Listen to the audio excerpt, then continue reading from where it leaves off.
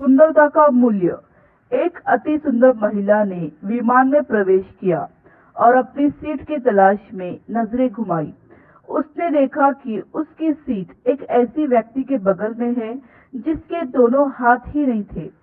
महिला को उस अपाहिज व्यक्ति के पास बैठने में झिझक हुई। उस सुंदर महिला ने एयर होस्टेस से कहा, मैं इस सीट पर सुविधापूर्वक यात्रा नहीं कर पाऊंगी क्योंकि साथ की सीट पर जो व्यक्ति बैठा हुआ है उसके दोनों हाथ नहीं हैं। उस सुंदर महिला ने एयर होस्टेस से सीट बदलने हेतु आग्रह किया। असहज हुई एयर होस्टेस ने पूछा, मैम, क्या आप मुझे कारण बता सकती हैं? सुंदर महिला ने जवाब दिया, मैं ऐसे लोगों को पसंद नहीं करती। मैं ऐसे व्यक्ति के पास बैठकर यात्रा नहीं कर पाऊंगी। दिखने में पढ़ी लिखी और विनम्र प्रतीत होने वाली महिला की यह बात सुनकर एयर होस्टेस अचंभित हो गई। महिला ने एक बार फिर एयर होस्टेस से जोर देकर कहा कि मैं उस सीट पर नहीं बैठ सकती, मुझे कोई दूसरी सीट दे दी जाए।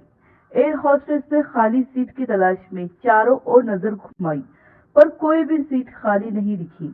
एयर होस्टेस ने महिला से कहा, मैडम, इस इकोनॉमी क्लास में कोई सीट खाली नहीं है, किंतु यात्रियों की सुविधा का ध्यान रखना हमारा दायित्व है। मैं विमान के कप्तान से बात करती हूँ, कृपया तब तक थोड़ा धैर्य रखिए। ऐसा कहकर एयर होस्टेस कप्तान से बात करने चली गई। कुछ समय बाद लौटने के बाद उसने महिला को बताया, मैडम, आपको जो असुविधा हुई उसके लिए बहुत खेद है। इस पूरे विमान में केवल एक सीट खाली है और वह प्रथम श्रेणी में है। मैंने हमारी टीम से बात की है और हमने एक असाधारण निर्णय लिया है। एक यात्री को इकोनॉमी क्लास से प्रथम श्रेणी में भेजने का कार्य हमारी कंपनी के इतिहास में पहली बार हो रहा है। सुंदर महिला अत्यंत प्रसन्न हुई। इससे पहले कि वह अपनी प्रतिक्रिया व्यक्त कर पाती और एक शब्द भी बोल पाती, एयर होस्टेस उस अपाहिज और दोनों हाथ विहीन व्यक्ति की ओर बढ़ गई और विनम्रता पूर्वक उसने पूछा, सर, क्या आप प्रथम श्रेणी में जा सकेंगे? क्योंकि हम नहीं चाहते कि आप एक अशिष्ट यात्री के साथ यात्रा कर परेशान हो। यह बात सुनकर सभी यात्रियों ने ताली बजाकर इस निर्णय का स्वागत किया।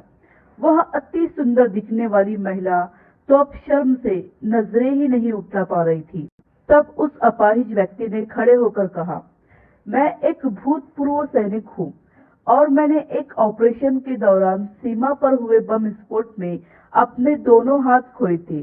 सबसे पहले जब मैंने इन देवी जी की चर्चा सुनी तब मैं सोच रहा था कि मैंने भी किन लोगों की सुरक्षा के लिए अपनी जान जोखिम में डाली और अपने हाथ खोए, लेकिन जब आप सभी की प्रतिक्रिया देखी तो अब अपने आप पर गर्व महसूस हो रहा है कि मैंने अपने देश और देशवासियों की खातिर अपने दोनों हाथ खोए।